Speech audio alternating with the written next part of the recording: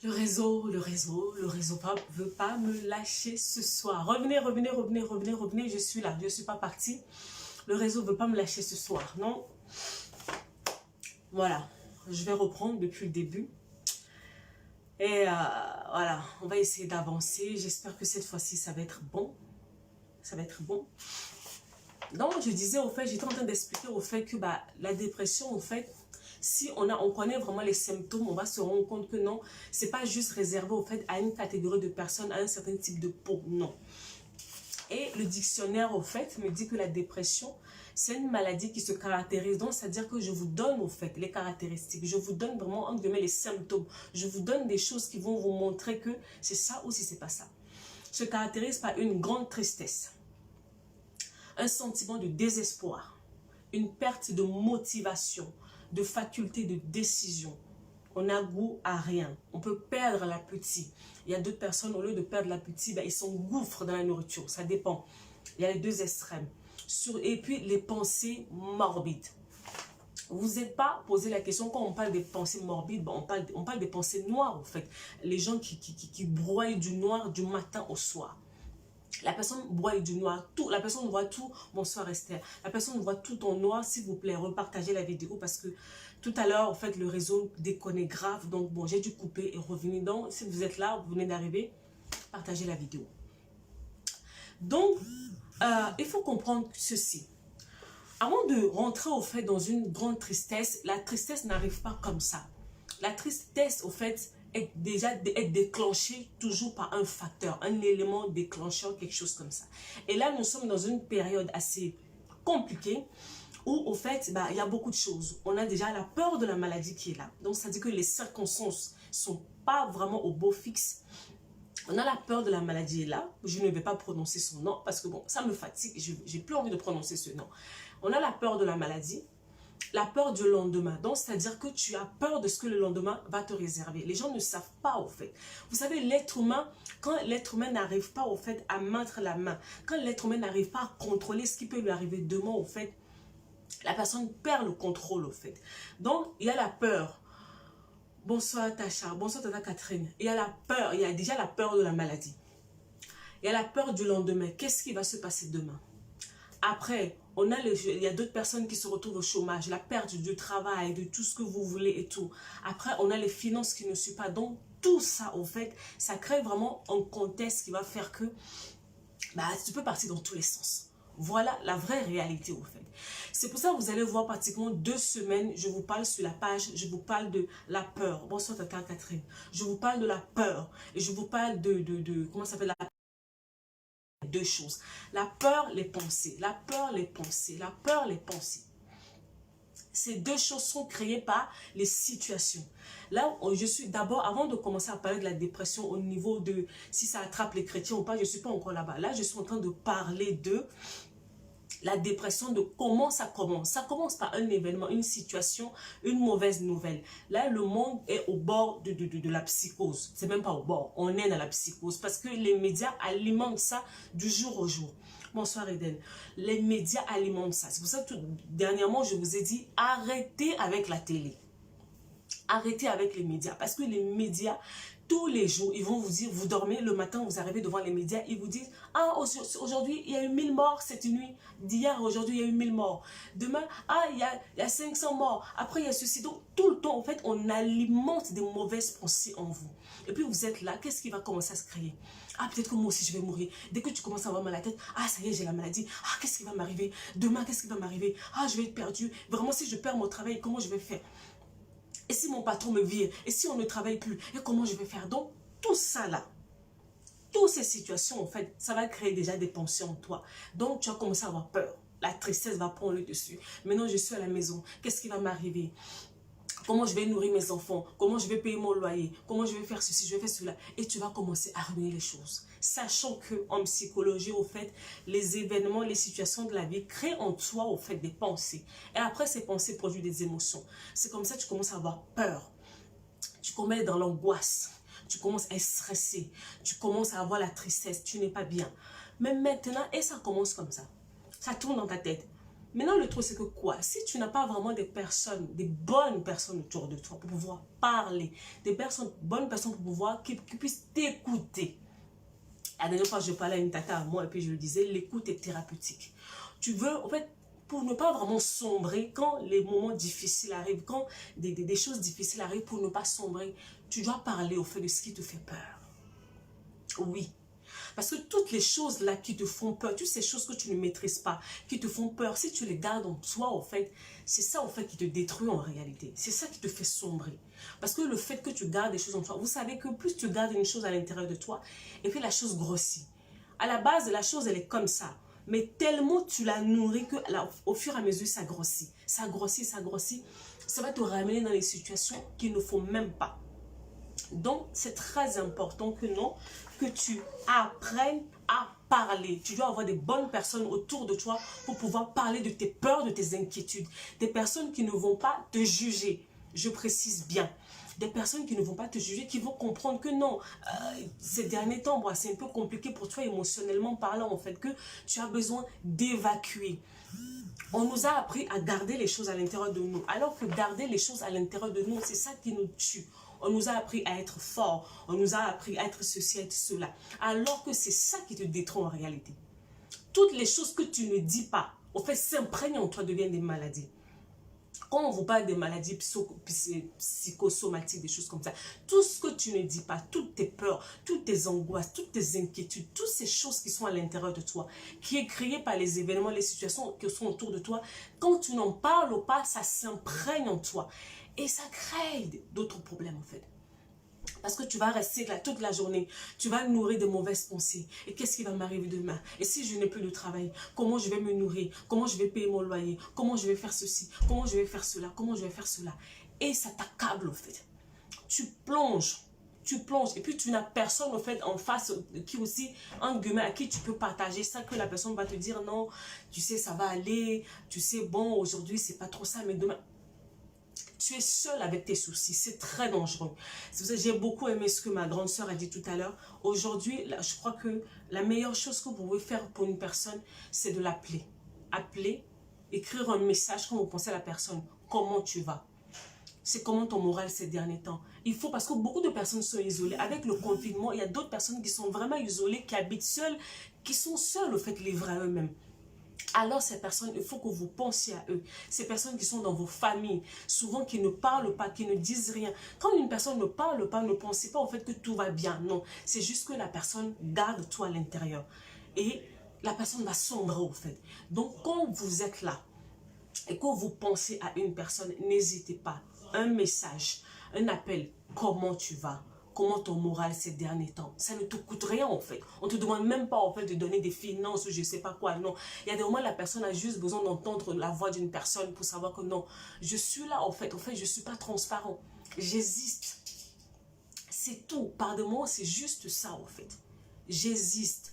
Donc, ces temps-ci là, c'est un peu compliqué pour tout le monde. Ceux qui sont forts doivent porter au fait ceux qui sont un peu plus faibles. Voilà. Maintenant, je vais arriver à une autre partie. Est-ce que un enfant de Dieu, un chrétien, une personne qui prie, qui fait plein de choses, machin et tout, peut tomber dans la dépression?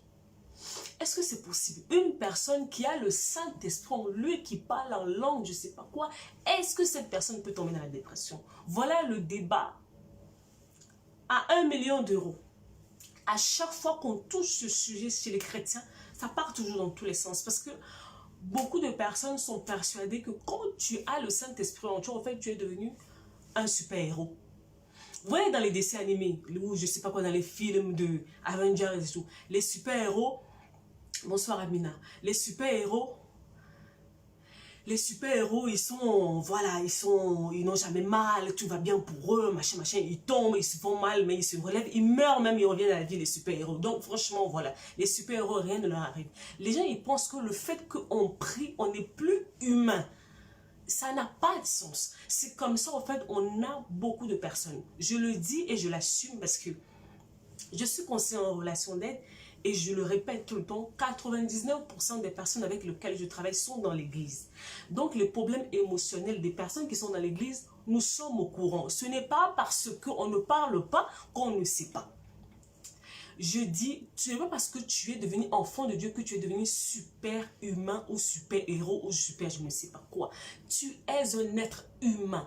Pourquoi en fait nous les enfants de Dieu, on a tendance à se montrer comme des personnes qui sont parfaites, qui sont... Non! Tu es d'abord humain. C'est dans ta faiblesse là, en fait, que Dieu se glorifie. Mais maintenant, si tu te montres déjà devant Dieu que tu es tout super puissant, que rien ne te touche, en fait, comment en fait? Voilà le gros problème qu'on a.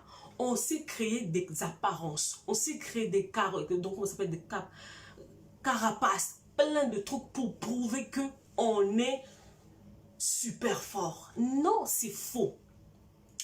Pour ta gouverne, bonsoir Ludovic, pour ta gouverne, je te l'ai toujours dit, tu es un être à trois parties.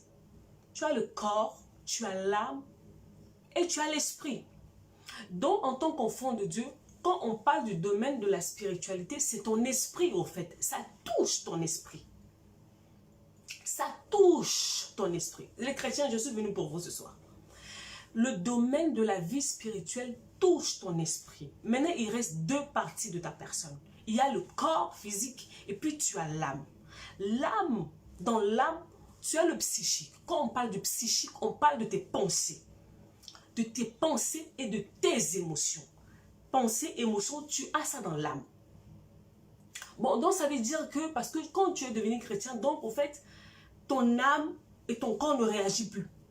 C'est ce que tu veux nous croire, c'est ce que tu veux nous faire croire. Ton âme et ton corps ne réagissent plus en fait. Tu ne ressens plus rien. C'est ce que tu veux nous dire. Ça n'a pas de sens. Ça, j'appelle ça vraiment une carapace au fait. C'est pour montrer que, alors que c'est pas ça. Vous savez, tout à l'heure quand j'étais en train de préparer ce message, j'étais en train de dire, j'étais partie, je méditais au fait. Et puis je me dis, j'étais partie dans la parole de Dieu. Vous que vous aimez vraiment qu'on parle dans la parole de Dieu, on va partir dans la parole de Dieu. Je revoyais en fait tous les psaumes que le roi David a écrits. Pour une personne au fait qui s'y connaît vraiment dans les choses comment ça s'appelle, du psychique, de l'émotion, la personne va comprendre que non, David était en détresse quand il écrivait ces psaumes. David était en détresse parce qu'il avait Saul derrière ses trousses qui le poursuivait pour ôter sa vie. La vie de David était en danger quand il écrivait des psaumes. Donc c'était une personne qui n'était pas en paix mentalement et comment ça s'appelle émotionnellement. Il avait peur pour ça. Il avait peur de ce qui peut lui arriver. Si Saul lui mettait la main dessus, qu'est-ce qui pouvait lui arriver? Donc David était angoissé. David n'était pas en paix. Quand vous lisez le psaume 23 que vous aimez beaucoup, même quand je marche dans l'ombre de la vallée de la mort, vous pensez qu'une personne qui est en paix va écrire ce genre de choses? Non. Ça veut dire que la personne est en train de traverser des angoisses pas possibles. La personne est en train de traverser des situations pas possibles. La plupart du temps, il y a même un autre psaume où David disait, je dis à mon âme, compte sur l'Éternel. David était abattu au fond de lui. David a appris à parler à son âme pour lui dire que non, tu es tellement abattu, tu dois compter sur Dieu. Tu dois compter sur Dieu, mon âme. Tu dois compter sur Dieu. Vous que vous aimez lire la parole, on va repartir dans la parole. La plupart des psaumes de David étaient des psaumes, quand vous lisez, vous avez l'esprit ouvert, vous voyez que le type, il avait des problèmes quand il écrivait. Il avait des sérieux problèmes pour sa propre vie. On le pourchassait, sa vie était en danger. Malgré qu'il avait reçu la promesse qu'il allait devenir roi, malgré qu'il avait l'onction, malgré qu'il avait tout reçu, sa vie était en danger. Donc, il cria à Dieu dans sa détresse. Viens me sauver. Ça, c'est seulement le cas de David. On repart maintenant sur un autre prophète. Élie. Élie, celui qui a fait tomber le feu. Il a fait tomber le feu. Il a fait tomber la pluie. Il a fait des exploits. Il a fait beaucoup de choses, Élie. Mais à un moment donné, quand il a fini ses exploits, il a entendu que non, la femme de Akab, Jézabel, était en train de le chercher. La parole de Dieu nous dit que non, qu'au fait, Élie a pris peur. Il a demandé à Dieu de lui prendre sa vie. Élie, le super prophète qui a fait tomber le feu, a eu peur. Il a demandé la mort. Élie, le super prophète, a eu peur. Maintenant, toi, tu es qui? Même notre maître par excellence, dans le jardin de Gethsemane, à un moment donné, la parole nous dit que non, la transpiration de Jésus s'est transformée en grumeaux, tellement son âme était attristée. Bon, maintenant, toi, tu es qui? Et puis, les événements autour de toi ne te touchent pas, en fait. Tu es qui, au fait? Dis-moi, tu es qui? Tu es qui? Et puis, les événements ne te touchent pas. Oui, au fait, en tant qu'enfant de Dieu, ça peut nous arriver.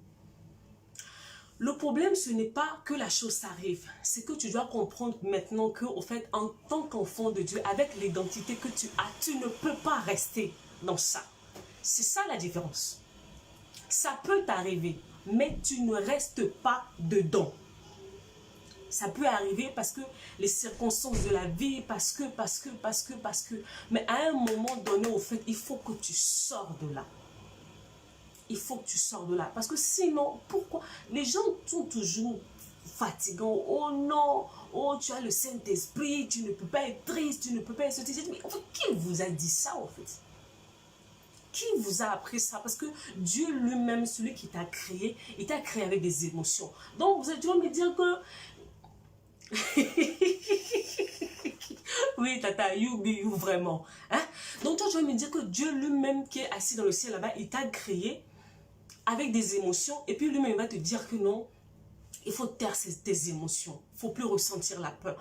La peur va arriver, mais maintenant ce qui compte, c'est que dans cette peur, dans ces angoisses, dans cette détresse, dans toutes ces choses qui vont arriver maintenant, tu ne dois pas oublier qui tu es.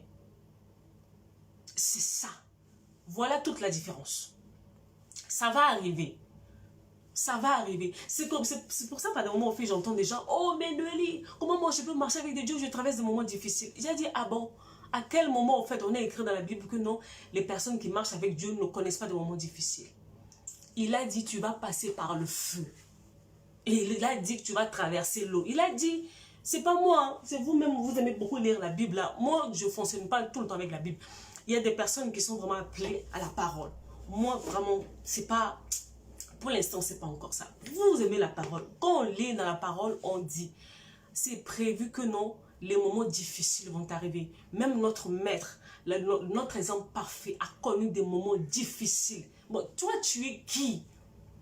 Tu es qui pour échapper à cela, en fait? Ça va arriver, mais quand ça va arriver, il va falloir que tu te rendes compte, que tu aies conscience de qui tu es. Ton identité. Voilà un autre mot qui doit être à la mode de ces derniers temps. Ton identité, au fait. Ton identité. C'est ça qui te sort, au fait, de ces situations. Assez vite. C'est ça ce qui nous différencie des autres. Nous avons notre identité qui est là, qui nous permet, au fait, qui fait qu'on se relève assez vite. La capacité de se relever, la capacité de se remettre debout, la capacité de sortir de ces choses ne viennent pas de toi-même. Non. Ça vient de l'identité que tu as. Alors, ma question pour toi est, qui es-tu? Qui es-tu? Ça va arriver. Ça arrivera aujourd'hui, demain. Vous savez, le nombre de personnes qui sont dépressives dans l'église, c'est fou. Je dis, je rêve d'un jour où je veux voir la conférence. La dernière fois, j'étais tellement fâchée ici. Je rêve d'un jour où je vais voir une conférence des femmes. Où on va voir le titre. On va parler de la dépression. On va parler de la violence faite aux femmes. Mais dans l'église, j'ai hâte, je soupire après ça. Parce qu'on n'a aucune idée au fait. On n'a aucune idée de la détresse que les gens, émotionnelle que les gens ils ont dans l'église. Elle est là, la détresse. Elle est là, mais en fait, on ne veut pas la regarder. On veut faire comme si elle n'existe pas. Elle est là. Vous dites aux gens, soyez des femmes triomphantes, des femmes excellentes, des femmes ceci. Ces femmes sont perdues dans leur identité. Elles ne savent pas qui elle est. Elles sont broyées en elles-mêmes. Vous leur dites de faire des choses. Elles ne peuvent pas. Elles ont des challenges avec leurs émotions. Elles ont des challenges avec leurs pensées. Les gens vont à l'église, mais ils ont des difficultés. Ils ont des difficultés au fait avec leurs pensées. Comment tu peux passer tout ton temps à l'église pendant des années, mais tes pensées, donc quand on t'entend même tes pensées, on te dit, mais Tu vas t'asseoir maintenant, tu entends quoi là-bas? Eh, Seigneur, tu n'es pas devenu enfant de Dieu, tu n'es pas devenu surhumain, non. Tu es un être humain. Tu as le corps qui est là. Parce que comme je l'ai dit tout à l'heure, tout ce que tu ne sors pas, tout ce que tu ne dis pas, tu vois toutes ces choses que tu vis au quotidien là, que tu ne dis pas, que tu caches, que ce soit au niveau de la violence, que ce soit au niveau de, je sais pas, tout ce que tu vis là, que tu vis, que tu ne dis pas. Mais ça s'imprègne en toi. Après, tu tombes malade. Tu tombes malade. Et il n'y a pas que la dépression. Là, ce ne sont pas de la dépression. Mais il y a d'autres maladies qui sont là. Il y a des problèmes vasculaires. Il y a des problèmes de, comment ça s'appelle, d'AVC. Il y a plein de choses. Après, on va mettre ça sous le coup du diable. On va le chasser jusqu'à, alors que non, la personne a d'autres problèmes qui sont là. Oui, la dépression arrive à tout le monde. Ça peut frapper n'importe qui. La dernière fois, je vous disais que j'ai perdu ma mère. Pendant toutes ces semaines, j'ai vu les gens autour de moi. On ne m'a pas lâché. Parce que la manière dont la nouvelle est tombée sur moi, si j'étais toute seule isolée, ça allait mal se passer pour moi. Parce que toutes sortes de pensées m'a traversé la tête. Mais j'avais des gens autour de moi qui me parlaient, qui me donnaient aussi la force de pouvoir exprimer ce que j'avais sur le cœur en fait. Mais nous, dans nos communautés, on dit que non, la dépression, ça n'existe pas. Oh, tu ne peux pas être ceci. Je vois, en fait, je suis fatiguée. On met trop de charges sur les gens. Tu ne peux pas être ceci. Tu ne peux pas être cela. Tu ne peux pas être cela. La dernière fois, je parlais avec une dame. La dame me dit, elle avait des sérieux problèmes. Elle se sentait mal. Je lui dis, mais tu sais, tu as le droit de pleurer. Elle m'a dit, non, Noélie, moi, je suis enfant de Dieu, je ne peux pas pleurer. J'ai dit, mais qui t'a dit que pleurer, c'est un péché, en fait? La parole de Dieu nous dit que notre Christ est venu nous donner sa liberté. Pourquoi on charge encore les gens? Je dis, hein, le fait de pleurer, le fait d'exprimer une inquiétude, le fait de dire que non, là vraiment ça ne va pas, j'ai peur, je sais pas quoi. C'est ça qui va nous ramener à l'enfer. Il y a des moments quand tu es angoissé, hein, juste pour baisser ta pression, la pression intérieure, tu as juste besoin de parler à une personne en face de toi qui est prédisposée à t'écouter pour te dire non, ça va aller. Ça va aller. C'est pas ce que tu crois. Encore plus loin, commencer à prier avec toi. Mais voilà un autre problème que j'ai. Les gens, ils ont des problèmes. Je me rappelle, c'était l'année dernière où je m'étais énervée. Les gens ont des problèmes d'ordre émotionnel, des situations, des dépressions dans l'église. On leur dit de prier. Une personne qui est en détresse n'a pas la force de prier, en fait. Non.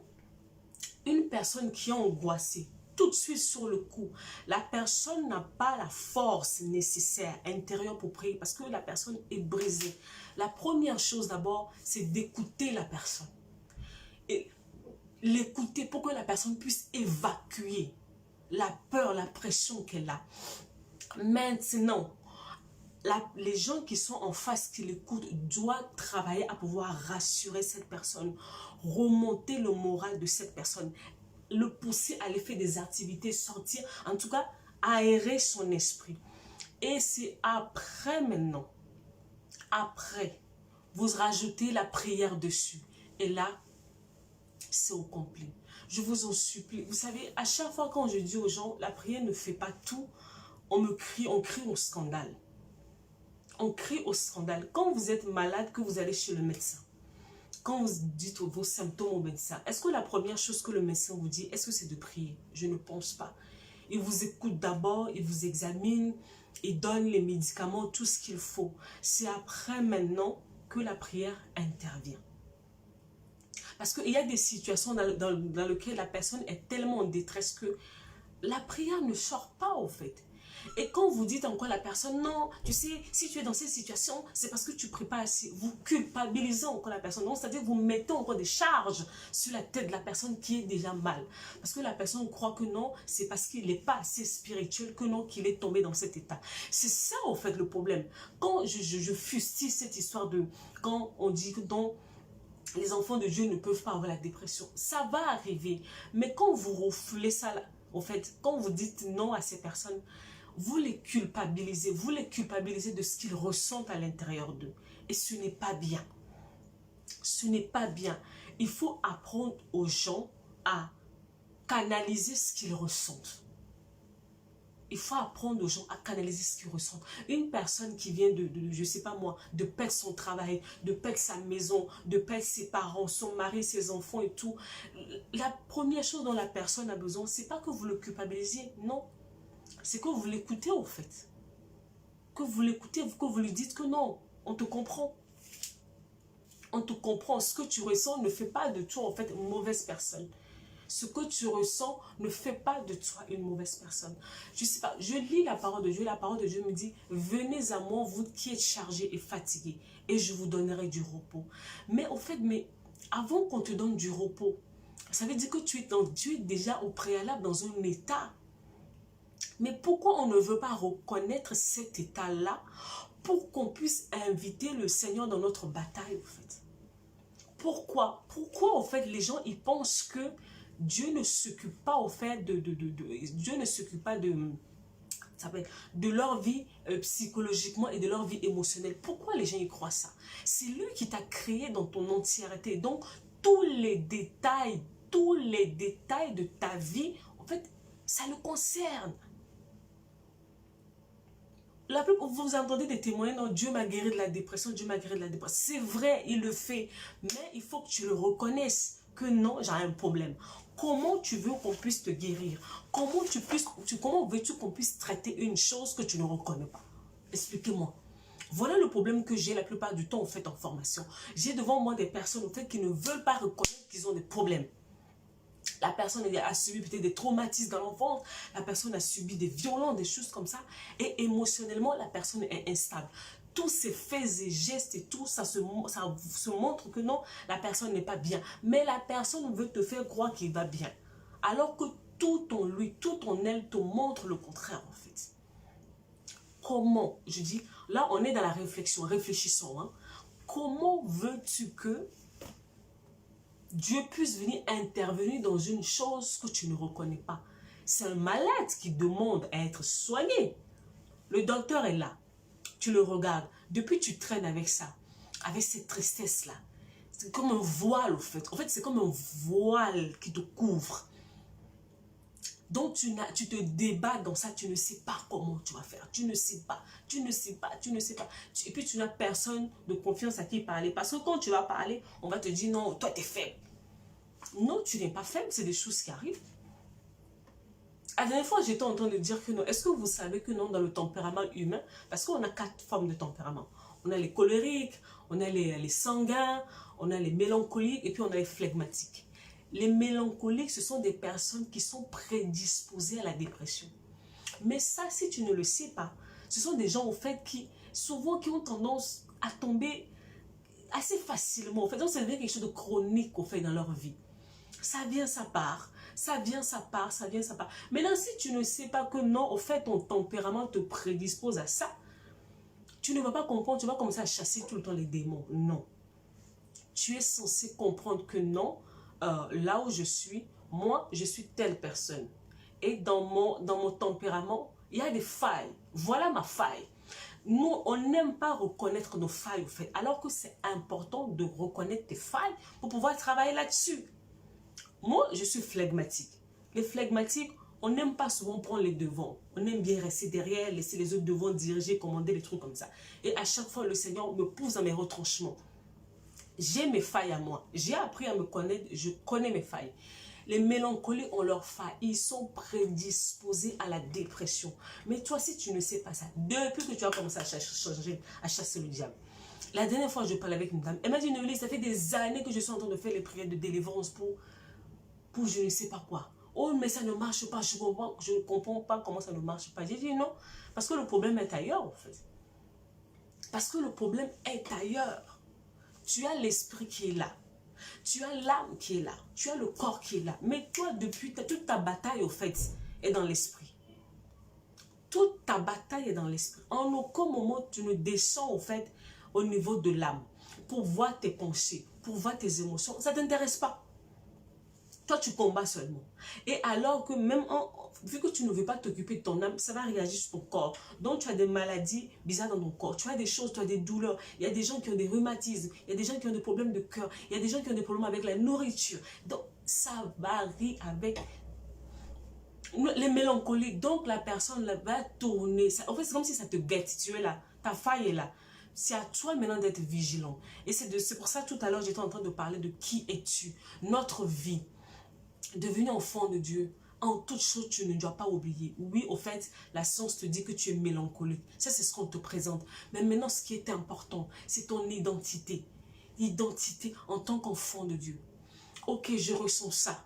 D'accord. Mais en réalité, le vrai moi est comme ça. Donc, je me soumets.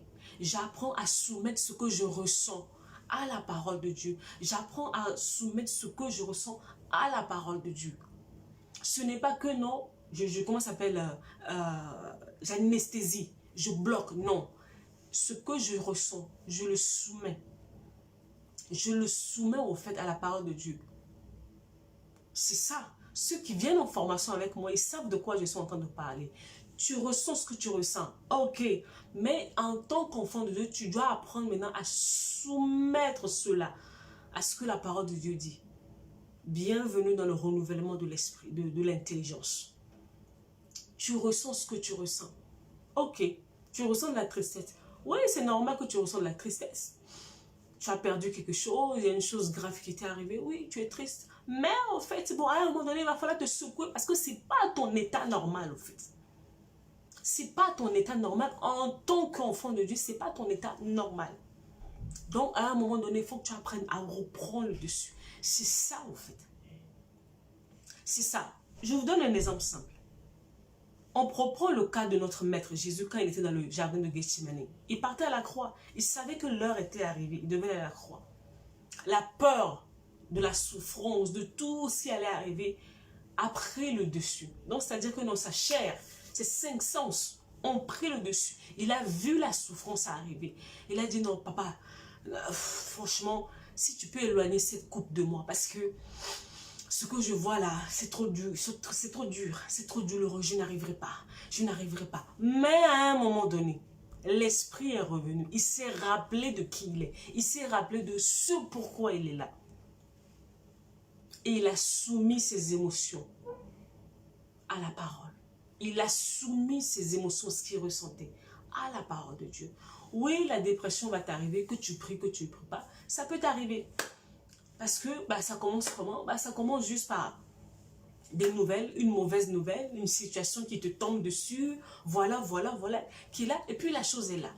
Mais maintenant, le réel problème, la bataille qui se livre, c'est comment je sors de là? Comment je sors de là? Comment je sors de là?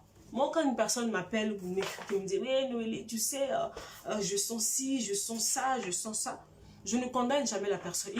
J'en ai beaucoup de mes soeurs, de mes élèves qui sont en ligne. Je ne condamne jamais. Non, tu n'as pas le droit de ressentir ça. Non, non, non, non, non. Tu ressens ça, oui. Ça peut arriver, tu es humaine. Il y a des situations qui t'arrivent. Mais bats-toi pour sortir de là. C'est le plus important pour moi, en fait. Parce que tu es déjà assez chargé. Je ne vais pas venir vraiment... Je ne vais pas venir... d'autres problèmes de plus. On culpabilise trop les gens. On les culpabilise trop. Tu n'as pas le droit de ressentir ceci. Tu n'as pas le droit de ça. Tu n'as pas le droit, tu n'as pas le droit, tu n'as pas le droit. Non, au fait, on n'est pas parfait. Si on était parfait, je ne pense pas que peut-être Jésus sera venu, que voilà. Si on était des êtres parfaits. Donc, les gens, la vie est déjà assez compliquée. N'allez pas encore vous mettre encore des charges, comment ça s'appelle, de la culpabilité gratuite sur la tête, en fait. À toute chose qu'on vous dit, allez fouiller. Allez fouiller la parole de Dieu. Il y a trop de personnes, au fait, qui nous brandissent la loi. Faut pas faire ci, faut pas faire ça, faut pas faire ça, faut pas faire ça. Nous autres, on est passés par la dépression. Le Seigneur nous a fait grâce, on est sortis de là. Mais si je n'étais pas passé par là, maintenant, comment je peux faire, au fait, pour aider les personnes qui sont dans ce cas? Comment je les comprends? Je ne peux pas les comprendre parce que je n'ai jamais vécu leur situation, en fait. Parce que je n'ai jamais vécu leur situation. Non, on n'est pas surhumain. Ça peut arriver. Et quand j'avais fait la dépression, j'étais à l'église. J'étais à l'église, je servais à l'église, je faisais plein de trucs, j'étais baptisée, je faisais plein de trucs. Mais ça m'est tombé dessus parce que je traversais des moments extrêmement difficiles, en fait. À chaque fois, je vous l'écris, la vie ne m'a pas épargné. Mais j'ai appris que non, au fait, je suis rentrée dans cet état. Mais ce n'est pas ma finalité. Je ne suis pas censée demeurer dans cet état-là. Ça peut m'arriver dans mon corps physique, oui, parce que voilà, mes pensées, mes émotions ont pris un coup. Mais à un moment donné, l'esprit en moi doit reprendre le dessus. L'esprit en toi doit reprendre le dessus. Parce que ton vrai toi, c'est d'abord l'esprit. Ce que tu ressens, les émotions, tout ça, ils sont là. Il faut les écouter. Parce que souvent, qu'est-ce qui se fait? Tellement, en fait, on est devenu sur homme, on ne s'écoute plus. Les gens ne s'écoutent plus, au fait. Ils ressentent une peur, ils ressentent de la tristesse, ils ne font plus attention. Alors que souvent, les émotions, sont révélateurs, sont des indications, en fait, de quelque chose. Vous savez, je crois il y a à peine 24 heures, 48 heures, je sentais une tristesse au fait en moi que je ne comprenais pas. Il y avait une tristesse qui montait en moi et je ne comprenais pas. Et puis c'est là, en fait, je crois il y a une tata à moi qui m'a appelé, qui m'a dit, ah mais tu te rends compte, ça fait déjà 1 mois qu'on a enterré ta mère. Je me suis dit, ah voilà, je ne comprenais pas. Mais quand elle m'a dit, mais oui, mais Dédé, ça fait 1 mois en fait qu'on a enterré ta mère. J'ai dit, ah ouais, je comprends mieux maintenant. J'ai compris l'état dans lequel j'étais. Et ça m'a aidé. Le fait de reconnaître que non, ça me travaillait. Même sans que je me rende compte, ça m'a aidé au fait à reprendre le dessus. À me dire, Seigneur, voilà, oui c'est vrai, elle est partie, c'est encore trop tôt. Seigneur, aide-moi. Être vrai. On est devenu tellement surhumain, on n'est plus vrai en fait. On n'est plus vrai devant le Seigneur. On arrive là-bas avec des carapaces, avec des masques, avec tout ce qu'on veut. Comment tu veux qu'on puisse te sortir d'une chose que tu ne reconnais pas? En fait, vous savez quoi? Dans ma vie, j'ai appris à être vrai devant Dieu. Et j'ai vu comment ça m'a aidé, en fait. Être vrai. On ne te demande pas de... En fait, tu peux jouer les genres devant les humains. Mais quand tu es devant Dieu, en fait, qu'est-ce que tu veux cacher, en fait? Tu ne caches rien. Tu es censé te montrer, en fait, sous ton vrai jour. Et là, je sais que beaucoup de personnes, en fait, traversent des moments difficiles. Difficiles. Je le sais. Je sais de quoi je parle. Quand j'écris sur la page, je vois les réactions. Je le sais. Vous ne pouvez pas sortir d'une situation que vous ne reconnaissez pas. Reconnaissez que ça ne va pas. Ça ne va pas. Aide-moi à sortir de là. Tu peux m'aider à sortir de là. Je sais que tu es capable. Alors aide-moi. Et quand tu dis que ça ne va pas là aussi, il faut être prêt aussi à aller jusqu'au bout. Parce que voilà un autre problème. Les gens viennent là, ah ouais, franchement, moi, ça va pas, ça va pas. Non, au fait, la personne dit ça ne va pas, mais il n'est même pas prêt à faire des efforts pour sortir de là. Moi, quand je dis que ça ne va pas, parce que je reconnais que non, en fait, ça m'handicape. Il faut que je sorte de là vite, en fait. Vite. Vous savez, la dernière fois, je parlais avec une petite soeur à moi qui traversait des moments un peu troubles. Je lui ai dit, tu sais, comme on est dans cette vie, chacun de nous a son talon d'Achille. Il y a d'autres personnes, ils luttent souvent contre la dépression. Il y a d'autres personnes, c'est leur cœur. Très, très difficile. Tacha, je n'ai jamais parlé de facilité ici. Parce que quoi? Tu sais quoi, Tacha? Ça fait depuis un moment que toi et moi, on est sur cette page. Même si tu dis que c'est très, très difficile, le fait que le temps passe ne va pas faciliter les choses, en fait. Non. Plus le temps passe, plus ça va devenir difficile. C'est ce que les gens ne comprennent pas. Oui, c'est difficile, je suis d'accord. Mais plus le temps va passer, ça ne veut pas dire que ça va être plus facile. Ça va demeurer difficile. C'est difficile. Et j'étais en train de dire à ma petite soeur, là, je lui disais, tu sais, chacun de nous a son talon d'Achille dans la vie. Je connais mon talon d'Achille. Je sais au fait là où, quand on frappe, je suis atteint. Je le sais. Et tu as besoin de découvrir au fait ton point d'Achille, voilà, la partie sensible de toi, ou si tu sais que non, là seulement si on touche, je suis paralysée. Et tu dois le reconnaître, tu dois l'accepter au fait, tu dois pouvoir être vrai avec ça pour dire non, moi vraiment, tu peux me faire ci, tu peux me faire ça, tu peux me faire ça. Je ne calcule pas, mais si tu me fais ça, ça y est, je suis atteint. Tu dois le connaître. Comme ça, quand on va toucher à cet endroit, tu dois être en mesure, en capacité de réagir en fait. Avec le temps, ça s'aggrave. Oui, en fait, c'est ce que les gens... Ça fait... Cette page, elle est créée depuis 2016. Je répète la même chose. Je vois des gens tourner dans des situations difficiles depuis des années. Noélie, c'est difficile. J'ai dit, mais je sais que c'est difficile. Mais le temps qui va passer ne va pas, au fait, faciliter les choses. Non, parce que la situation, elle est là. Elle est statique. Elle ne bouge pas. Elle te regarde les pieds et les pieds te regardent. Quand tu es prêt, on y va.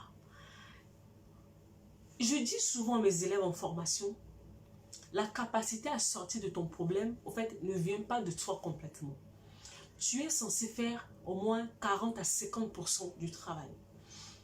Dieu a sa part à faire. Et peut-être que la personne qui va t'accompagner dans le processus aussi a sa part à faire. Mais tant que toi, tu n'as pas posé ton pourcentage, il y a d'autres personnes, hein, vous savez quoi? Dieu est prêt à t'aider. Mais toi-même, tu ne veux pas poser le premier pas. Il ne peut pas, parce que déjà, tu ne reconnais pas que ta situation est assez grave. Oui, tu me dis que c'est difficile, mais il y a une chose que je dis. La parole de Dieu dit ceci. Je puis tout par celui qui me fortifie. C'est-à-dire que la force que tu as pour faire les choses ne te vient pas de toi. Les choses deviennent compliquées parce que tu t'appuies sur tes propres forces. Dieu dit, ça là, donne-moi ça. C'est trop lourd. Ce bagage est trop lourd. Donne-le-moi. Je m'en charge. Ta part est de faire le pas pour te dire non, ça, je ne peux pas. Aide-moi. Et ça demande à ce que tu sois vrai. On n'est pas vrai. Voilà le problème que je trouve. On n'est pas vrai. Au fait, la société nous a tellement déformés à avoir des masques. Que même quand on arrive devant Dieu, on arrive avec des masques. Ah, Seigneur, tu sais, moi, franchement, ça va et tout. Oh, Dieu même s'aide. Ça ne va pas. Ça ne va pas. Tu dois être vrai. Il faut que tu sois vrai. Tu veux qu'on t'aide. Je ne vois pas, au fait, un médecin qui peut venir t'aider si tu ne vas pas voir le médecin. Déjà, quand tu es malade, Tacha, elle est où? Tacha, quand tu es malade, tu quittes chez toi, tu sors. Tu prends les transports pour aller, je ne sais pas moi, à la clinique, à l'hôpital ou au centre de santé. Tu fais un mouvement pour aller voir le médecin. Pour lui dire, ah, docteur, voilà comment je me sens, ça fait depuis quelques jours, je ressens ça. Voilà les symptômes. C'est ce que tu fais. Mais c'est la même chose, au fait, avec Dieu. Tu vas le voir pour lui dire, ah, bon, là, ça va pas. Ça fait trop longtemps que je suis chargée, au fait, de ça. On a l'impression seulement que Dieu s'occupe que de tout ce qui concerne le spirituel. Non. Non, c'est faux. Il s'occupe de tous les détails, même de tes émotions. Ce matin, en fait, tout à l'heure, il y a une de mes anciennes élèves qui m'a raconté un témoignage fort. Elle m'a dit, Noélie, tu sais, il y a quelques jours, j'étais chez moi, j'ai été déçue.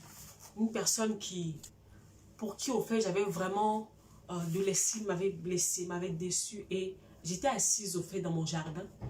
J'avais mal au cœur. J'avais pas la force de prier. J'avais juste mis une adoration qui passait. Et j'étais là. Les larmes coulaient. Mais dans ces larmes-là, en fait, c'était même la prière, en fait. Et qu'est-ce qu'elle a senti? Elle a senti qu'il y avait une main qui était là, qui l'apaisait, en fait. Quand elle était arrivée, elle était complètement down, abattue. Mais quand elle s'est relevée de là, elle s'est relevée avec le cœur en paix.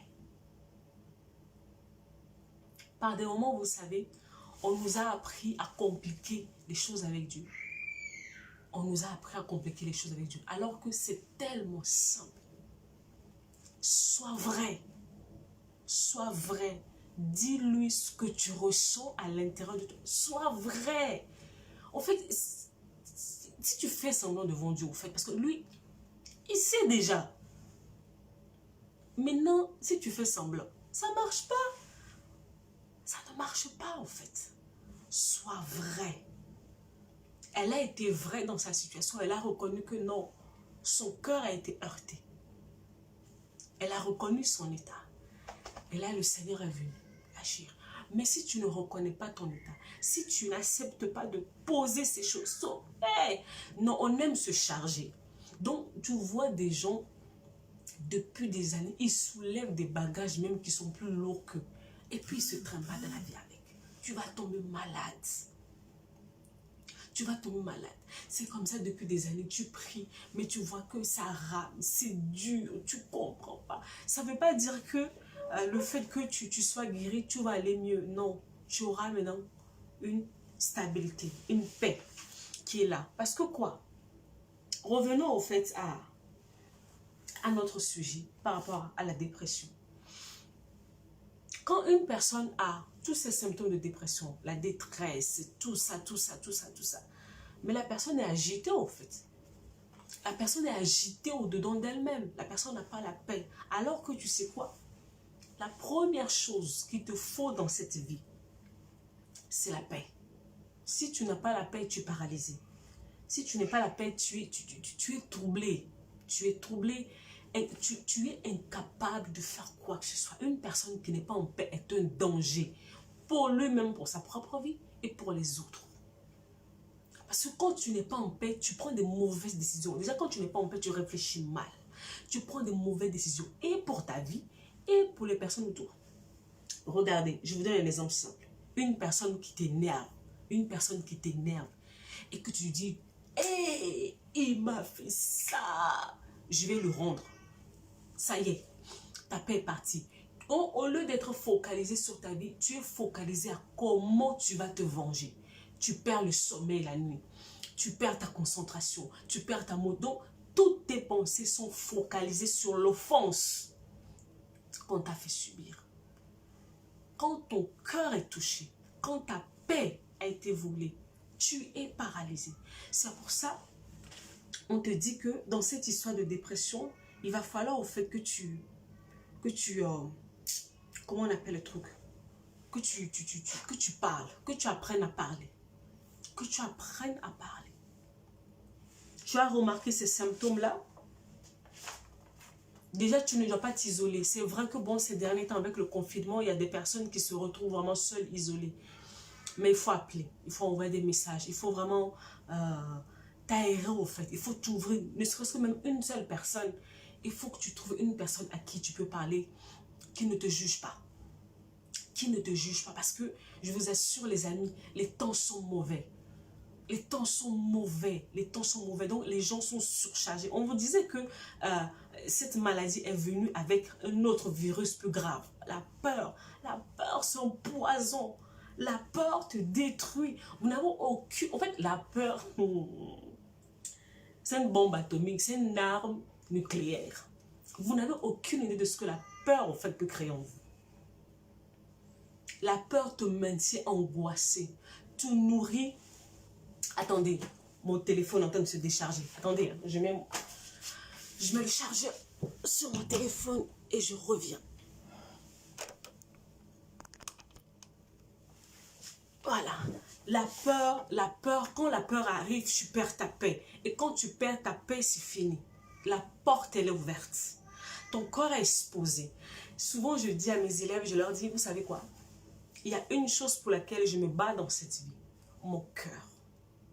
Quand je parle de cœur, je ne parle pas forcément de mon cœur physiquement parlant. On parle de ton âme, en fait.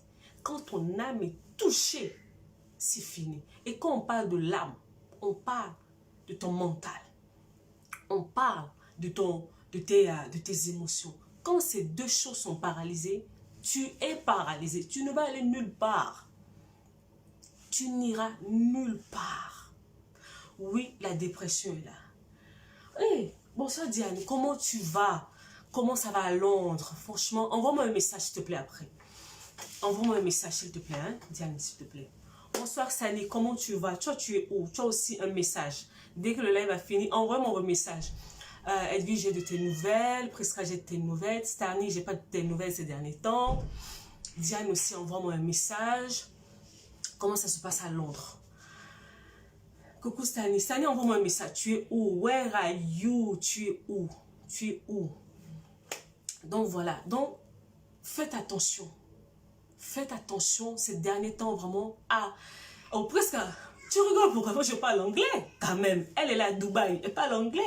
En plus, j'ai une autre londonienne qui est ici. Donc, j'ai beaucoup d'anglais ici. Pardon, veuillez me donner les cours d'anglais, s'il vous plaît. Donc, franchement, vous avez besoin, en fait, de protéger vos pensées. Vos pensées. Parce que les événements vont arriver, vont tomber. Tous les jours, les médias, en fait, vous conditionnent à ressentir un certain nombre d'émotions. Votre responsabilité, là, maintenant, rentre en jeu où vous devez filtrer. Vous devez faire attention à ce que vous écoutez, à ce qui entre en vous.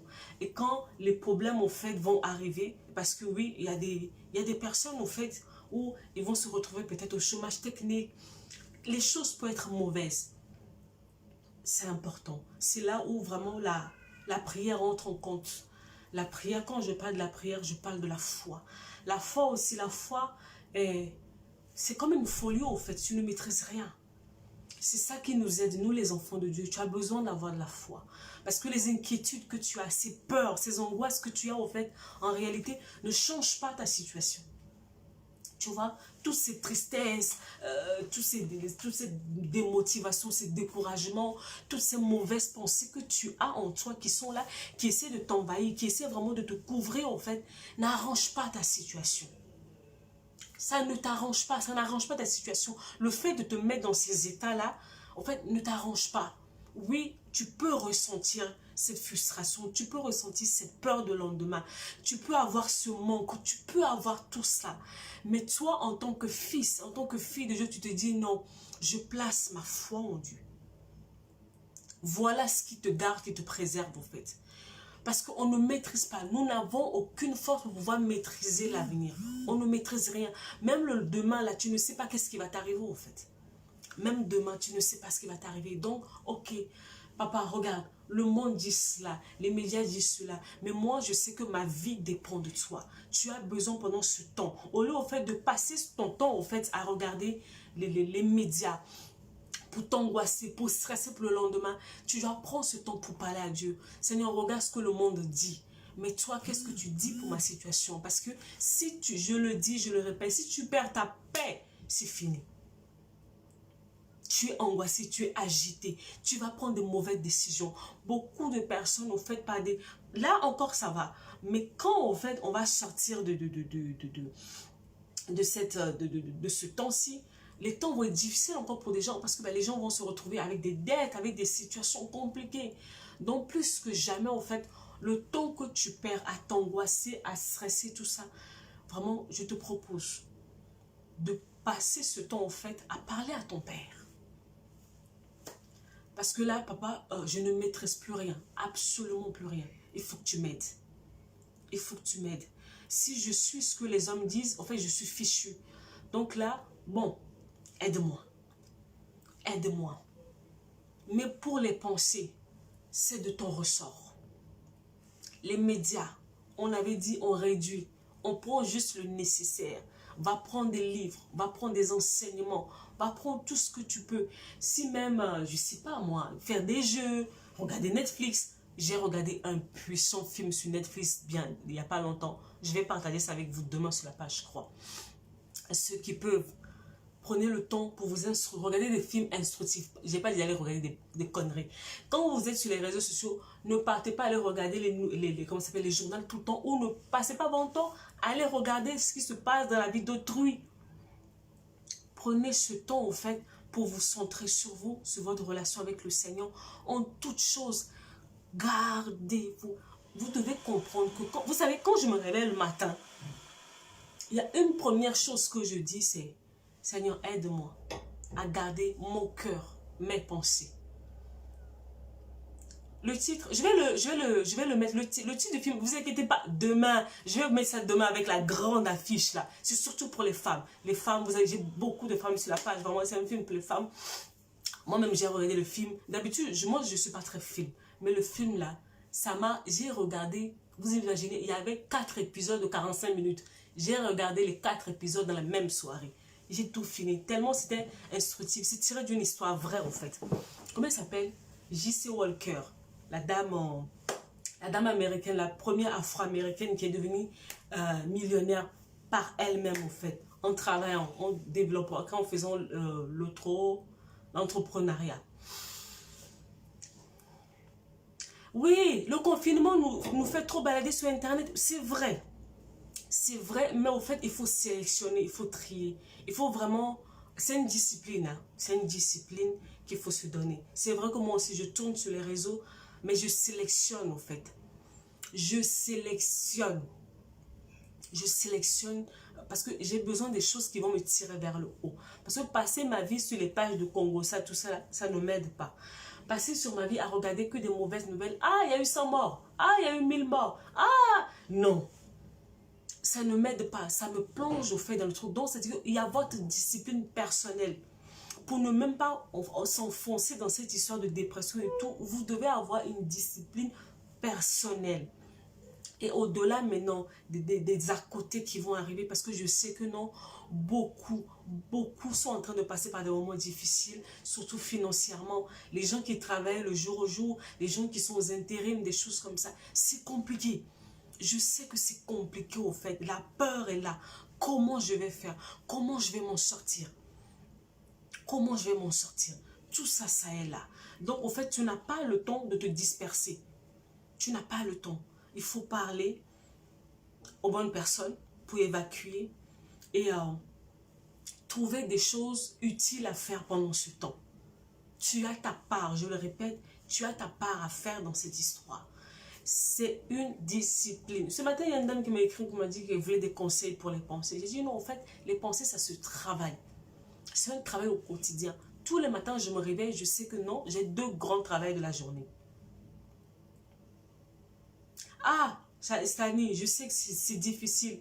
Je pense qu'à la sortie de cette crise, chacun vraiment va considérer au fait sa vie par rapport au travail qu'ils font, des trucs comme ça. Parce que tout le monde est à la maison. Même les gens qui ont l'habitude d'être en CDI, ils sont confinés à la maison. Bon, encore dans les pays, en guillemets, développés, ça va. Il y a les histoires d'assurance chômage qui sont là. Mais dans d'autres pays, c'est extrêmement compliqué. Donc, tu n'as pas le temps d'aller t'occuper des Congos, ça, des trucs comme ça. Tu dois prendre soin de comment ça s'appelle, de ta santé mentale. C'est très, très important. Parce que oui, tu vas venir sur les réseaux sociaux, tourner pour te divertir. Mais quand tout ça là, ça va finir en fait, ta réalité, elle est là. Et tu as besoin d'une chose très importante ces derniers temps, comme il est dit, ta paix. Quand tu manques de paix, tu vas dans tous les sens. Tu vas prendre de mauvaises décisions. Et je prie vraiment surtout pour mes soeurs, n'allez pas prendre des décisions qui vont vous compliquer la vie après. C'est pour ça que vous avez besoin de la paix. Et pour avoir la paix au fait, mais il y a une discipline qui va avec. Il y a une discipline qui va avec. Moi maintenant, j'ai mon endroit où je travaille qui est là. Après ça, je suis dans la chambre où je passe vite fait devant la télé ou machine, des trucs comme ça. Je me discipline moi-même. En plus, j'ai un manuscrit que je dois finir. Donc là, je suis occupée là-dessus. Ça m'occupe. Une discipline. Sinon, tu vas aller dans tous les sens. Les gens, il y a d'autres personnes qui croient que parce que je sais pas, tu vas prier, donc tu es préservé de tout ça. Non, nous sommes tentés tout le temps. Nous sommes tentés tout le temps. La semaine dernière, c'était la maladie là qui tournait. Depuis ce week-end, on a changé de focus. Oh, il y a telle personne là-bas. Oh, il y a telle personne là-bas. Il y a un mort là-bas. Il y a ceci là-bas. Le focus de tout le monde est changé. Donc, ce qui veut, on est facilement distrait. On est facilement distrait. C'est pas bon. Pense à ta vie. Pense à ta santé mentale. Ça va très très vite. Parce que les mauvaises nouvelles, ça s'enchaîne seulement. Tous les jours, il y a toujours quelque chose. Tous les jours, il y a quelque chose. Tous les jours, il y a quelque chose. Si toi-même, tu ne prends pas le temps nécessaire pour faire le tri, ça va être compliqué. Ça va être vraiment, vraiment compliqué. Choisis ce que tu regardes. La toile est minée. Ah, la toile est minée. La toile est minée. Donc, ça avait commencé, au fait, depuis novembre, décembre, ça avait déjà commencé. La toile était trop agitée. Et ceux qui ont fait, ceux qui n'ont pas le discernement nécessaire, ils tombent dans le panneau. Et là maintenant, c'est encore pire avec le confinement parce que vous êtes coincé à la maison, vous n'avez pas le choix. Et tout, ça sort de partout, ça sort de partout. Tout ça, c'est pour vous maintenir distrait. Maintenir distrait. Vous avez des choses à faire de vos vies. Il y a des gens qui ont des livres à lire. Il y a des gens qui ont des livres à lire. Lisez-les. Parce que quand le temps là va finir, le travail va reprendre, la vie va reprendre à 1000 km à l'heure. Il y a des gens qui ont des manuscrits à finir. Il y a des gens qui ont des formations à faire en ligne. Faites ce que vous pouvez faire maintenant. Lisez des livres, regardez des films, faites tout ce que vous pouvez pour vous aérer l'esprit, pour vous changer les idées par rapport à cette histoire de qui se passe là, tout le temps la mineure. Changez-vous les idées, c'est très important pour les accoter. Confiez vos peurs, vos craintes, toutes ces choses vous faites. Ah, toi seulement tu dois lire. Toi, on se voit là-bas de l'autre côté. Toi seulement tu dois lire. Avec toutes les mauvaises nouvelles qui arrivent, avec tous les à côté, plus que jamais, vous avez besoin de la foi. J'ai besoin de la foi. Ce que je vous dis là, ça me concerne moi aussi personnellement. Parce que là, en fait, je suis une personne qui travaille en ligne, sur les réseaux. C'est-à-dire, on ne peut pas couper l'Internet, mais là, tu veux notre mort ou quoi? Parce qu'il y a nous autres, en fait, on bosse sur les réseaux sociaux. Si on coupe Internet, ça y est, on est fini. On est fini. On est fini, en fait. Donc, vraiment, les réseaux, toutes choses, au fait, en excès, c'est pas bon. En excès, toute chose en excès n'est pas bon. Toutes les choses que vous ne maîtrisez pas dans vos vies, confiez-les au Seigneur. Vos peurs, la peur du lendemain, la peur de ce qui va arriver, la peur de tout ça. Et pendant que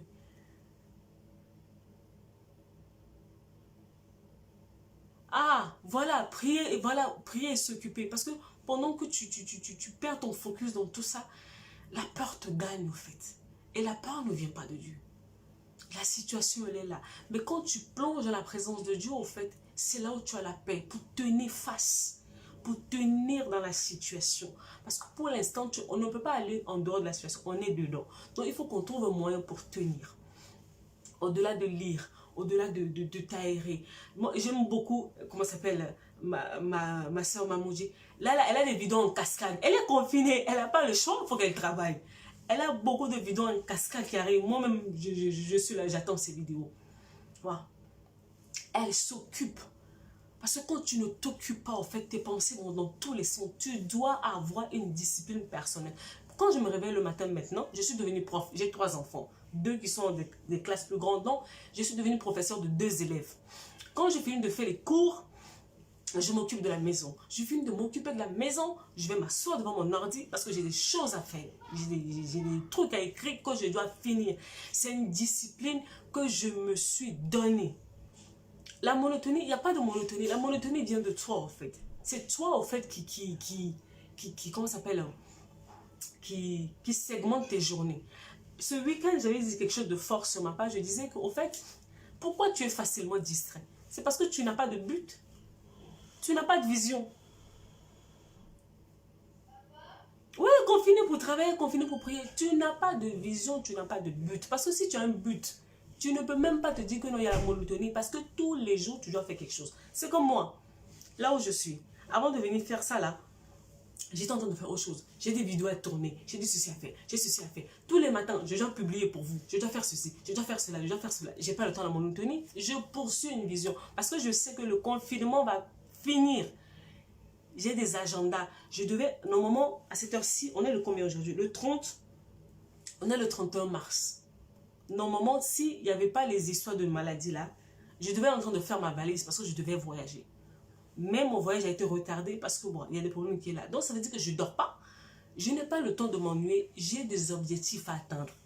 Alors, où sont tes objectifs? On est souvent au mois de mars. Hein. Ne laissez pas l'histoire là vous embrouiller. Hein.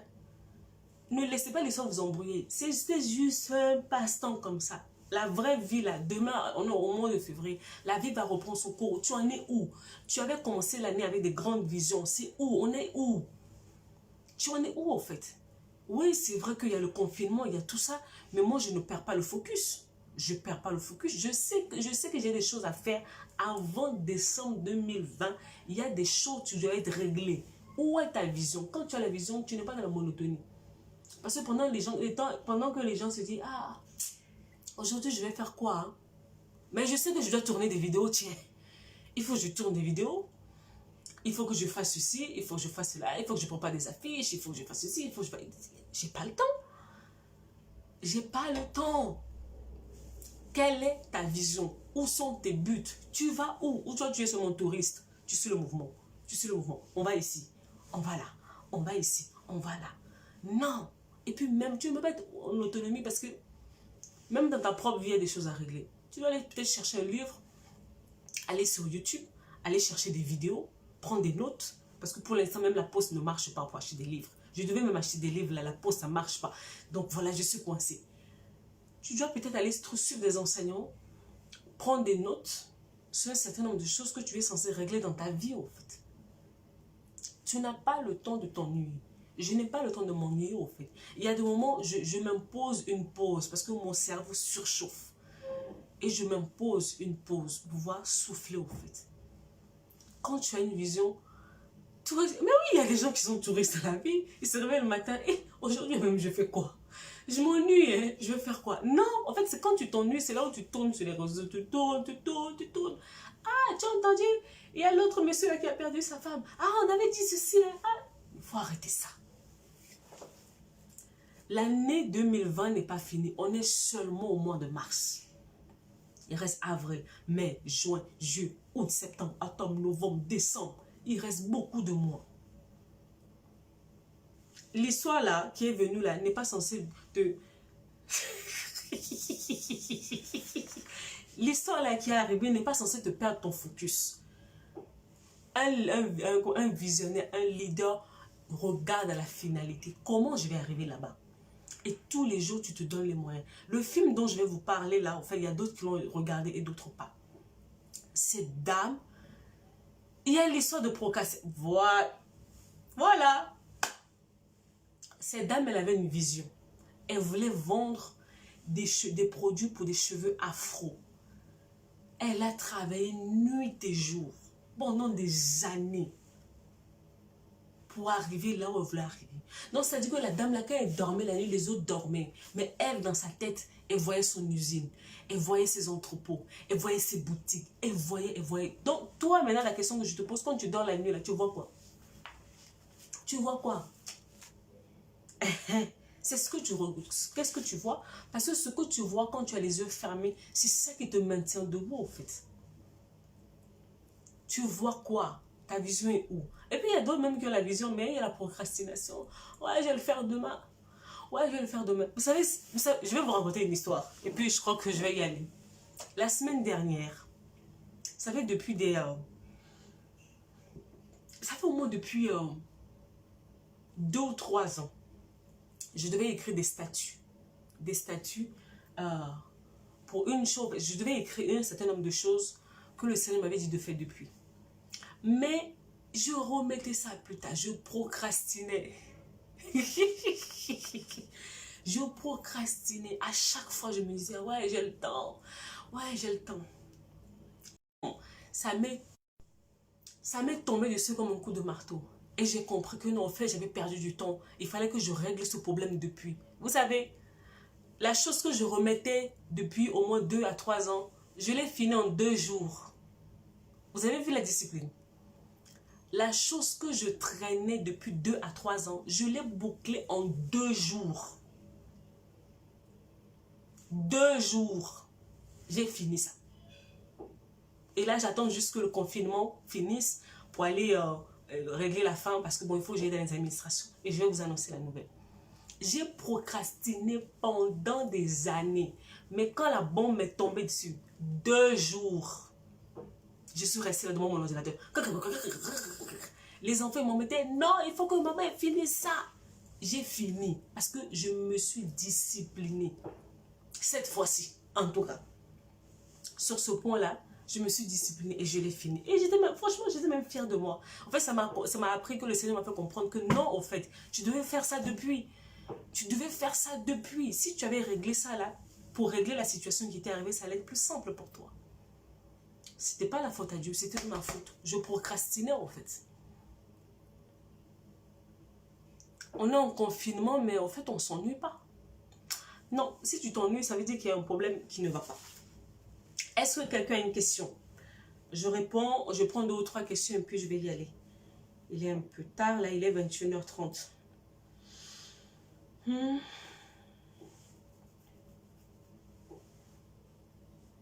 La plupart des choses que je vous dis là, c'est mon quotidien. Hein. Ceux qui sont proches de moi savent de quoi je parle.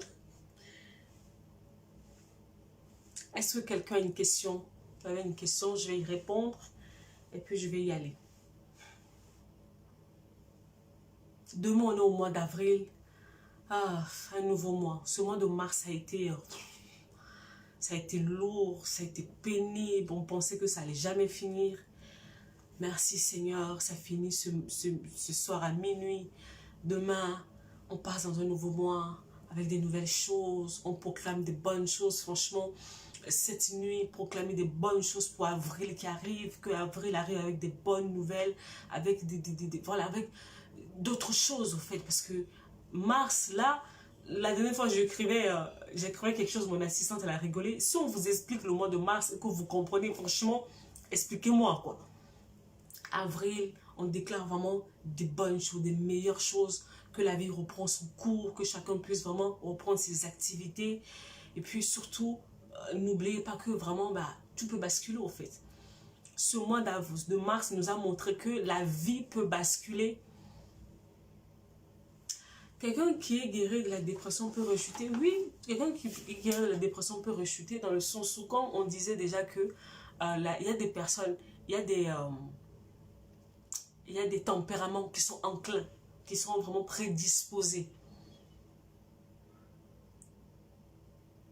Attends, Maurice, attends, Prisca, je vais te répondre après. Je finis d'avoir la question de Edwige. Prenez le cas d'une personne qui est mélancolique. Cette personne est prédisposée à cela, en fait. Non, c'est comme quelque chose de chronique qui est venu. Donc, c'est pour ça que je dis que la personne doit être conscient. Tu dois être conscient, en fait, que, voilà, ça recommence. Et prends les dispositions tout de suite. Parce que, qu'est-ce qui se passe? Edwige, la vie va te donner des coups. Ça va arriver à n'importe quel moment. Quand ça commence, l'essentiel est que tu t'en rends compte vite et que tu sors de là. C'est ça, ça peut arriver. Ça ne veut pas dire que tu es une mauvaise personne. Ça veut dire que tu passes par des temps difficiles, en fait. Oui, mais la capacité à sortir de là. J'insiste, la capacité à sortir de là, à ne pas s'éterniser. À s'éterniser. Pouvez-vous me décrire tous les tempéraments? Les tempéraments, je ne peux pas tout décrire. Je ne peux pas tout décrire ici. Presque j'arrive. Hein. Les tempéraments, on a les sanguins. On a les sanguins. On a les colériques. Les colériques, ça ne veut pas dire que la personne s'énerve. Hein. On a les colériques. On a les flegmatiques. Et puis, on a les mélancoliques. Voilà les 4 qui sont là. Donc, tu peux aller sur Google, au fait. Et puis, c'est un peu plus détaillé, au fait. Les sanguins.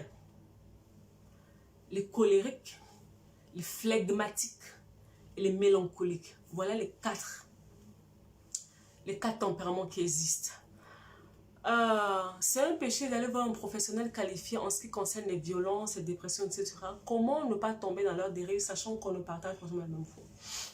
Tu es enfant de Dieu, je suppose, je parle du principe que tu es enfant de Dieu et que tu connais tes limites, tu connais ce que la parole de Dieu dit par rapport à telle chose, et que quand on te propose une chose, c'est la loi de la suggestion. Tu n'es pas obligé de dire oui, d'accepter. C'est comme tu es enfant de Dieu, tu vas aller voir un professionnel de santé pour la violence, pour la dépression, je ne sais pas quoi. Si on te dit oui, il faut aller faire l'hypnose, tu sais qu'en tant que enfant de Dieu, en tant que fille de Dieu, ce n'est pas compatible avec ta foi, en fait. Ce n'est pas compatible avec ce que la parole de Dieu dit de toi. Donc, tu as le droit, c'est une suggestion qu'on te fait, tu n'es pas obligé d'accepter. Mais l'essentiel pour nous vraiment, la dernière fois, c'est sûr, je crois, en début d'année, j'ai eu un cas comme ça, où j'avais une dame, en fait, qui était partie voir un psy, en fait, un psy classique, pour un sujet, au fait, d'attouchement et tout. Elle s'est rendue compte que, à un moment donné, parce qu'elle était enfant de Dieu, elle s'est rendue compte que, mais en fait, que les conseils, les choses que le psy lui disait de faire, allaient à l'encontre, en fait, de sa foi. Donc, C'était une suggestion, elle les a refusées. Elle a dit non au psy, que non, que ça va à l'encontre de sa foi. Donc, elle n'a pas forcément suivi. Ce qui fait qu'à un moment donné, le psy l'a aidé jusqu'à un certain point. Et ça a bloqué parce que ça ne correspondait plus, en fait, avec ses... avec sa foi, en fait. Et c'est là qu'elle est venue me voir. Et on a un demain repris les choses, au fait, là où son psy s'est arrêté. Et puis, on a avancé dans le travail par la grâce de Dieu. Donc, c'est vraiment important. En toute chose, n'oubliez pas votre identité d'enfant de Dieu. On vous fait, dans ce monde, vous aurez toujours la loi de la suggestion. Vous n'êtes pas obligé d'accepter tout ce qu'on vous demande. Votre identité, en toute chose, en toute situation. Au niveau de la violence, ici, il faut aller voir les policiers, tout ça. Il faut y aller parce que la loi est là pour ça. Hein. Les magistrats, ils sont des serviteurs de Dieu. Il fallait lire la Bible. Les magistrats sont des serviteurs de Dieu. Ils sont là pour faire voilà la loi. Pour les dépressions, des choses comme ça, on a les psys, on a les psychothérapeutes. Il faut aller voir la personne. Il faut voir comment la personne fonctionne. Si c'est compatible avec ta foi, avec tes valeurs, tu adhères ou tu adhères pas. On vous suggère à vous de faire le tri. Oui, oui, voilà. Ton environnement, oui. Voilà, Jennifer. Voilà, tu as tout résumé.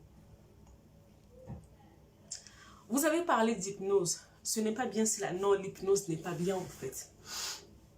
Parce que pendant l'hypnose, la personne vraiment t'endort et va fouiller dans ton subconscient. C'est pas très sain. C'est pas très sain. La dernière fois, j'étais en train de parler avec un collègue à moi qui travaille vraiment dans la neuroscience, au fait, qui m'expliquait. C'est pas très sain pour un enfant de Dieu parce que quand on part déjà aux origines de l'hypnose, on voit que ça vient de quelque part et que les origines ne sont pas forcément bonnes, en fait.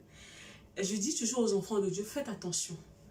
À force de suivre la mode, le mouvement, vous allez tomber dans des pratiques, en fait, qui vont vous ramener des problèmes.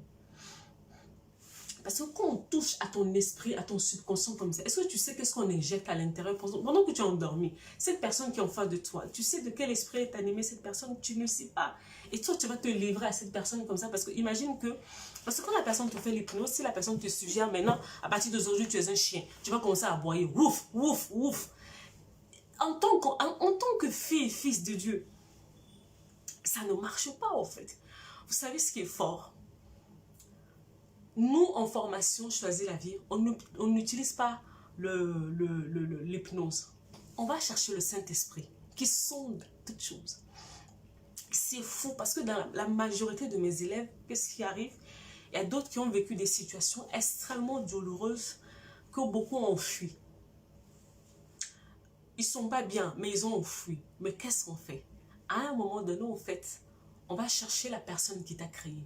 Il est capable d'aller sonder les choses cachées pour les remonter à la surface. Tu n'as pas besoin d'aller dans les histoires de hypnose. On va te dire là-bas que tu es le chat. Tu vas commencer à faire miaou, miaou. C'est pas intéressant. N'allez pas vous exposer. Vous savez, nous vivons dans un monde où on vous suggère beaucoup de choses. Mais la parole de Dieu dit que tout est permis. Mais tout n'est pas utile. Avant de faire une chose, il faut vraiment se renseigner sur cela. Toute chose est permis, mais ce n'est pas utile, c'est dangereux pour toi. On parle de l'hypnose, on parle de yoga, parce que c'est ça qui arrive. Il y a d'autres personnes, au fait, qui ont des lourds problèmes émotionnels.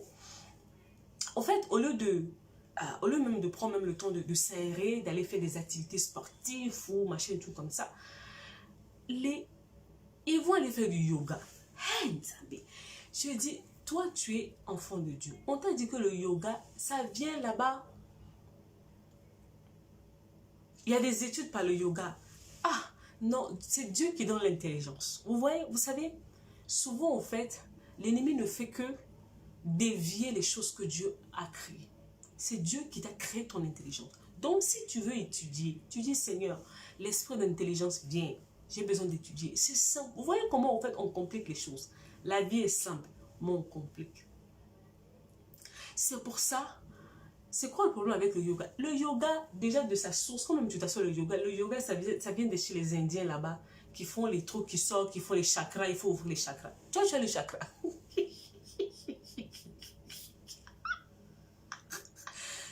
Tu as les chakras.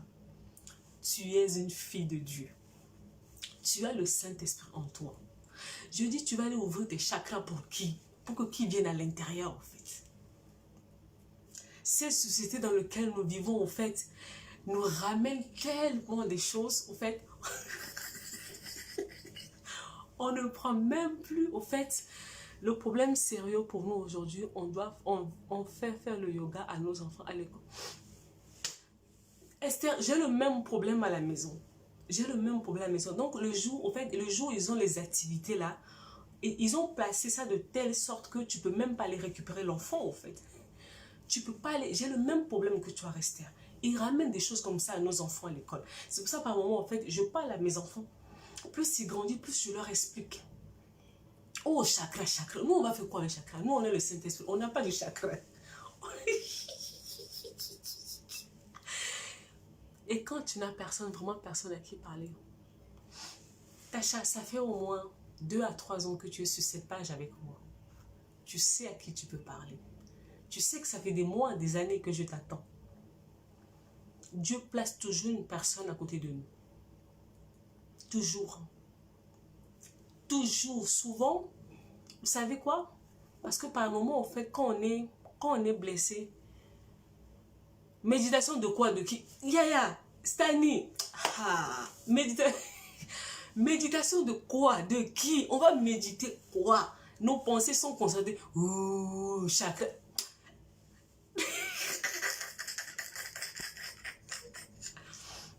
Non, Tacha, je reviens, tu sais. Tu sais, souvent quand on est blessé, on est vraiment blessé, on pense qu'il n'y a personne pour nous. Parce que les gens nous ont tellement fait du mal. Les gens nous ont tellement fait du mal, on a confiance en personne. Alors que, tu sais, de la même manière que les hommes, quand je parle des hommes, je parle des hommes avec un grand H. T'ont blessé, t'ont fait du mal, Dieu passera par un être humain pour te restaurer. J'ai le témoignage d'une de mes élèves qui est là. Elle avançait dans le processus. À un moment donné, tout s'est arrêté. Elle ne comprenait pas. Elle a posé la question au Saint-Esprit. Le Saint-Esprit lui a dit, tu te fermes aux gens. Dans ta guérison, Dieu va utiliser des personnes. Il y a toujours une personne quelque part. Mais au fait, tu as tellement peur d'être déçu. Tu as tellement peur d'être blessé à nouveau que tu te fermes. Dieu a prévu des gens, des personnes qui vont t'aider dans ta restauration. Mais le problème, c'est que, est-ce que tu as une bonne lecture pour reconnaître ces personnes? C'est ça. Ils sont souvent là, en fait. Ils ont l'apparence de rien, mais ils sont là. Mais est-ce que tu es disposé à voir ces personnes et à faire assez confiance? Tout le monde peut te juger. Vous savez, j'ai eu beaucoup de jugements dans ma vie. Mais à un moment donné de mon parcours, j'ai trouvé 2 personnes qui m'ont accepté. Et ce sont ces gens-là, sont ces instruments-là que Dieu a utilisés. Est-ce que tu as posé la question à Dieu, Seigneur, là je suis fatiguée. J'ai besoin d'une personne de confiance avec qui je peux parler. Est-ce que tu as posé cette question, Seigneur? Est-ce que tu l'as demandé et qu'il ne t'a pas donné? Demandez et il vous sera donné. Demande, Tacha. Même si moi, tu n'as pas confiance en moi, demande. Il te sera donné.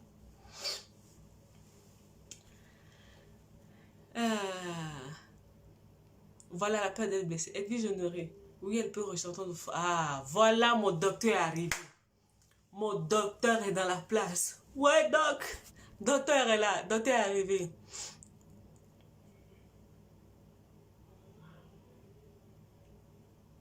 Ah, voilà. Ah, le docteur est arrivé. Le docteur est dans la place. Voilà. Comment on peut les reconnaître? Reconnaître qui? Reconnaître qui? Oui, c'est ça. Comme tout à l'heure je disais la peur. La peur, c'est un virus. Et la peur, en fait, bah, l'ennemi va utiliser ça en fait pour te garder dans la prison et tu vas rester là pendant des années. Si tu as trop peur, c'est pour ça que je dis, il faut prier. Bonsoir Anne. Il faut prier. Doc, tu as le numéro d'Edwige? Est-ce que tu as le numéro d'Edwige? Est-ce que tu as le numéro d'Edwige? Comme ça, tu lui enverras un audio. Oui, la peur. Je sais que beaucoup de personnes ont peur, en fait. Mais c'est ce que vous ne comprenez pas. La peur, c'est une prison. C'est fait exprès pour vous maintenir dans cette prison dans laquelle vous tournez pendant des années. Vous ne bougez pas. Alors que non, comment reconnaître ces personnes? Quand tu demandes une chose à Dieu, que la chose se présente, tu le sais. On ne peut pas te l'expliquer au fait.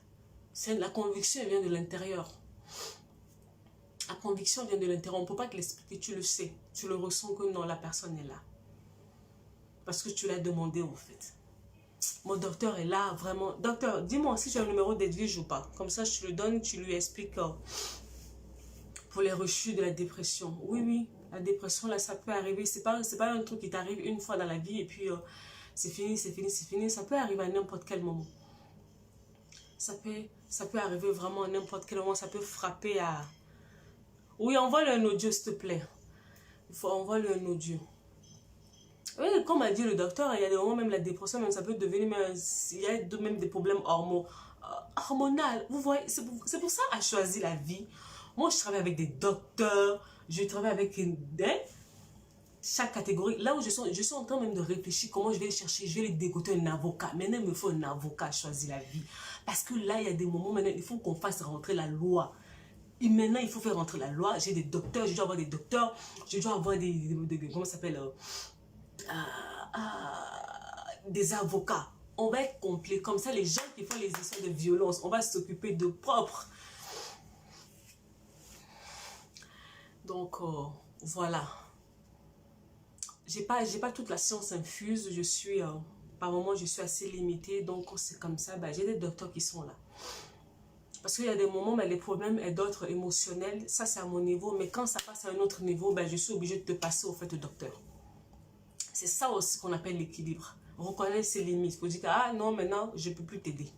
On passe à autre chose. Très important.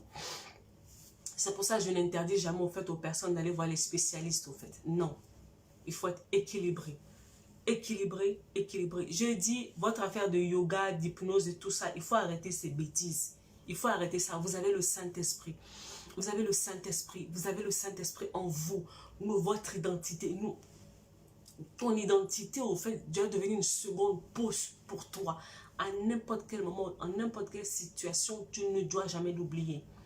Vous avez la loi de la suggestion. On va vous suggérer les choses. Suggérer les choses, vous n'êtes pas obligé de l'accepter. Vous n'êtes pas obligé d'accepter les choses, toutes les choses qu'on vous dit.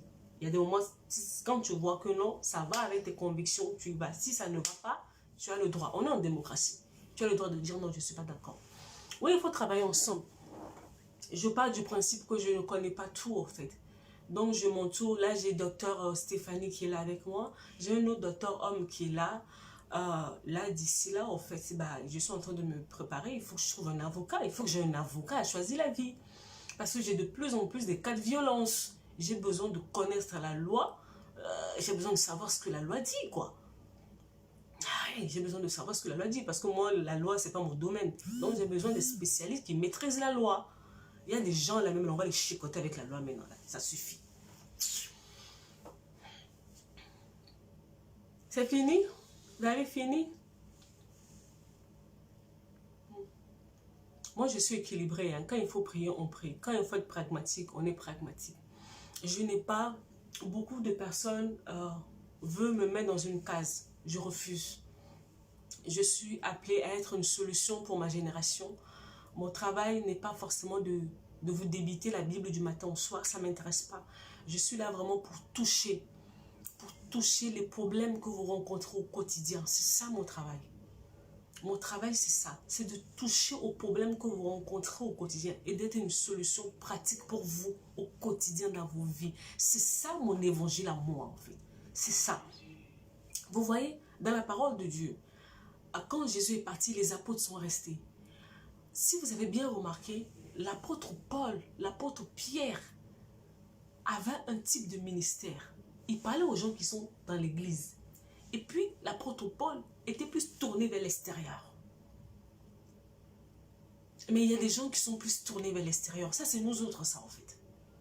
On veut être des solutions pour des gens au quotidien. Je veux toucher votre quotidien, vos luttes, vos peurs. Voilà, c'est ça. C'est ça mon ministère, en fait. les choses qui vous tracassent au quotidien, les choses où vous êtes limité, vous dites, mais c'est ça, mon travail. Et je ne cherche pas à être comme quelqu'un d'autre. Donc, ne me changez pas de travail, ne me changez pas de vocation. Laissez-moi dans mon couloir, s'il vous plaît. C'est très important. Voilà, il est presque minuit. Chez vous là-bas, là. Toi, tes gens là. Stani, tes gens là. Vous voyez, Stani, elle me suit depuis Dubaï. Moi-même, je ne sais même pas on passe par où pour aller à Dubaï. Stani, on passe par où pour aller à Dubaï? Bon, vraiment, s'il n'y a plus de questions, je vais vous laisser. Merci aujourd'hui, vous étiez vraiment nombreux. Merci beaucoup. Partagez le travail, je ne vous demande pas grand-chose. Partagez le travail. Allez vous abonner sur YouTube. Il faudra vraiment qu'on essaie d'augmenter au fait la communauté sur YouTube. En fait, il faut, hein, au bout de rien, Diane. S'il te plaît, Diane, envoie-moi un message. Envoie-moi un message, Diane. Donne-moi des nouvelles. Comment ça va là-bas? Je sais que tu es vraiment isolée là-bas toute seule. Donne-moi des nouvelles, s'il te plaît. Et donc, voilà. Tasha, le meilleur est à venir. Si tu te donnes les moyens. Oh, Jenny, toi on est ensemble. Et Jennifer, il faut que je t'envoie un message. Il faut que je t'envoie un message par WhatsApp. Tu sais pas qu'est-ce qui m'est arrivé la dernière fois. Je me suis vue encore là-bas. Tu vois là-bas, notre lieu là-bas dont on parle. Je me suis vue encore là-bas. Ça arrive. Ça arrive seulement. Prenez soin de vous. Et voilà, on se dit à la prochaine. Je peux arriver à n'importe quel moment. Prenez soin de vous. Bonne soirée. Et puis à la prochaine. Au revoir. Ah, merci ma puce.